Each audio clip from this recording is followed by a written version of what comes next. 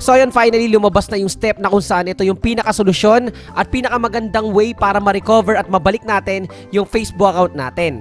What's up sa inyo mga katropa? Kamusta kayo? At kamusta naman ako? You know! So ngayon for today's video ay magkakaroon na naman tayo ng isang simple tutorial na kung saan ituturo ko sa inyo kung paano nga ba mag-recover ng isang Facebook account na nahack, napalitan yung email or phone number at hindi na makareceive ng code galing kay Facebook. Cellphone lang yung gagamitin natin para mabalik yung mga Facebook account ninyo. Pero bago tayo magsimula, pasok, intro!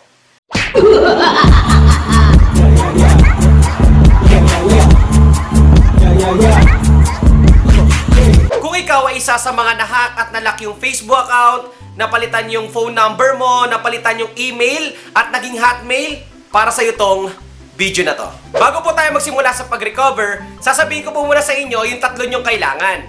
Number 1 is yung same Wi-Fi or same data connection. Ibig sabihin lang po nito, kung saan ka po lagi na-connect kung Wi-Fi or data connection, ayun po yung kukonekan natin habang nag-recover. Number 2 naman po is yung same device. Kung saan ka lagi nag-open or naglalagin ng Facebook account mo, ayun po yung dapat na gamitin mo habang nag-recover. Pwede mong gamitin yung cellphone mo, laptop mo, or yung computer mo. Yung pangatlo at last na kailangan is yung same location. Kung saan lugar ka lagi nag-open ng Facebook account mo, dapat nandun ka. Kung ikaw ay mahilig mag-open sa bahay mo or sa office mo, ayun dapat yung puntahan mo habang nag-recover ka ng Facebook account mo. Kapag meron ka nung tatlong nabanggit ko, ay mas mabilis na mababalik at mare-recover yung Facebook account mo. Bakit nga ba? Kasi madedetect ka ni Facebook. So ano pang hinihintay natin? Punta na tayo sa tutorial. Let's go! So yun mga tropa, mag-recover tayo ng isang Facebook account na nahack at hindi na mabuksan dahil nga napalitan na yung email at hindi na makareceive ng code. So ngayon, just make sure lang na same Wi-Fi, same device at same location para mabilis nyong magawa yung pag-recover ng Facebook account ninyo. At ngayon, simulan na natin. So dito, ang una natin gagawin ay syempre pumunta sa ating browser, which is ang gagamitin natin ay yung Google Chrome. Yan yung Chrome natin. May mga Facebook account po kasi na hindi na talaga siya nasa-search at hindi na talaga nakikita nung may-ari. So ngayon, ito yung gagawin po ninyo. So kailangan natin siyang hanapin sa mismong isi-search natin dito sa Google. So ngayon, punta tayo dito sa may search bar. Ang i-search po natin ay yung facebook.com. Yan, wait lang, nagkamali pa. facebook.com/login/identify. So dito makikita nyo na medyo lumabas na yung facebook.com/login/identify. Yan, yung siya pinakauna. So once na nakita nyo na po yan, ay pwede nyo na po yung pindutin. So just make sure lang na ayun talaga yung site na pupuntahan ninyo. Yan. So ngayon dahil nakita na natin at na-type na natin na maayos, pupunta na tayo sa site na yan. Yan. So dito may nakalagay sa unang-unang ma-search ninyo is yung forgot password, can't log in. So ayan po yon at pipindutin po natin yan.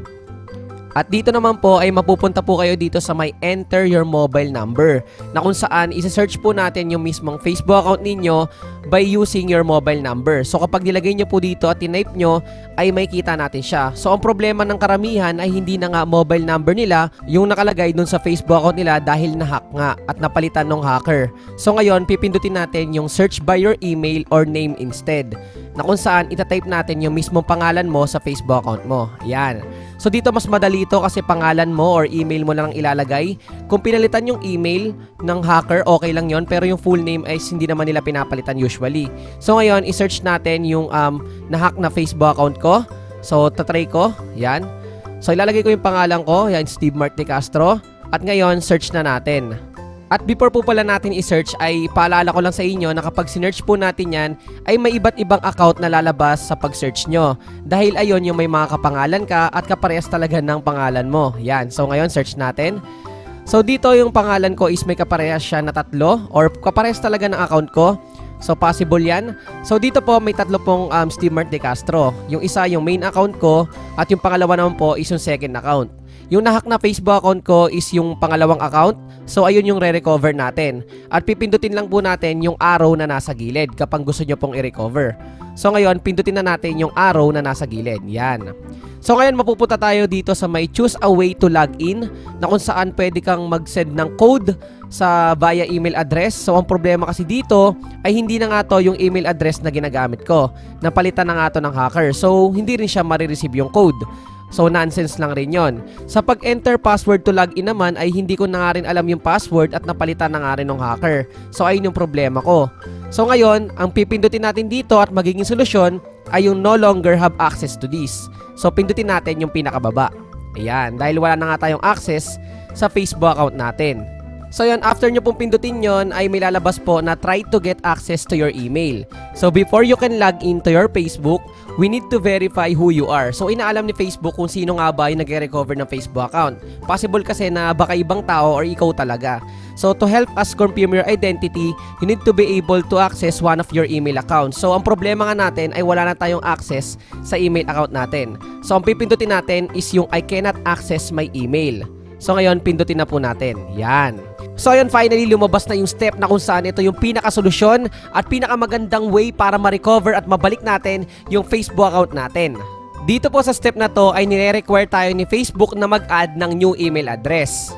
Dito po ay kailangan po natin maglagay ng isang email account na kung saan hindi siya nakakonect or nakabind sa kahit anong Facebook account. Dito po sa email address na to ay dito kayo kukontakin ni Facebook para mabalik yung mga Facebook account ninyo. Pwede po kayo sendan ni Facebook ng isang recovery link, recovery code, or bigyan kayo ng access para mag-reset ng password. At kung ikaw ay meron namang existing na email address or email account na nakaka-receive or na-open mo yung inbox mo, ay pwede mo yung gamitin dito. At kung ikaw naman ay walang email address at gusto mong gumawa ng bagong email account para dito, ay meron akong ginawang video dito sa YouTube channel ko. Pwede ka magpunta sa playlist ko para mahanap yung how to create a Gmail account at pwede mo yung gamitin dito sa pag-recover ng Facebook account mo.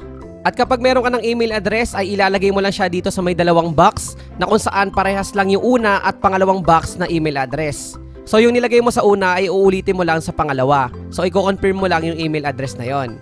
Just make sure lang po na i-check nyo po yung inbox. Palagi nyo pong i-check yung inbox ng email address na nilagay nyo po dito. Kasi dun po sinesend ni Facebook yung recovery link, recovery code, or minsan yung access sa pag-reset or pagbago ng Facebook password mo. So mahalaga na laging i-check yung inbox ng email address mo. Usually kasi yung problema talaga ng iba ay nag-expired na yung recovery link. So paalala lang po, may expiration po yung recovery link na isesend ni Facebook. Kapag meron na po kayong email address na nailagay dito sa pag-recover natin, ay pipindutin na po natin yung continue. After po nating mapindot yung continue ay mag-undergo po yung request mo sa under review na kung saan kailangan ng approval ni Facebook. So i-detect po yan ni Facebook kung talagang same wifi, same device at same location yung ginamit mo at ikaw talaga yung may-ari ng Facebook account mo. So pag ginawa mo po yon, mas mabilis na mababalik yung Facebook account mo. After mo po gawin yung step na ginawa natin kanina, just wait lang po sa magiging review ni Facebook sa sinubmit mo. As a reminder lang po, just make sure na lagi mo pong chine-check yung inbox ng email na ginamit mo. Doon po kasi sa email address na nilagay mo, sa add new email address, ay doon ka po kukontakin ni Facebook. Pwede kang bigyan ng access para mag-reset or magbago ng password. Pwede rin sila mag-send ng recovery code at recovery link. So just make sure na na-open mo yung inbox ng email address mo. Again, as a reminder lang rin po, hindi po lahat ng Facebook account ay nababalik. Depende pa rin po yan sa approval ni Facebook. Si Facebook po kasi yung magde-decide kung pwede nilang ibalik yung Facebook account mo.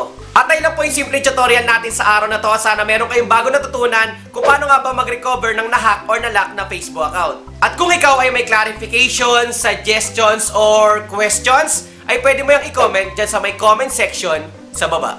And also, pwede mo rin i-like and follow yung Facebook page natin na makikita mo dito. At kung bago ka lang dito sa YouTube channel ko, ay welcome na welcome ka. Ako nga po pala si Steamer TV at pwede ka mag-subscribe at pindutin ang mahiwagang notification bell para sure at 100% sure na updated ka sa mga future uploads ko. You know, peace out, like, comment, subscribe. Peace! One love!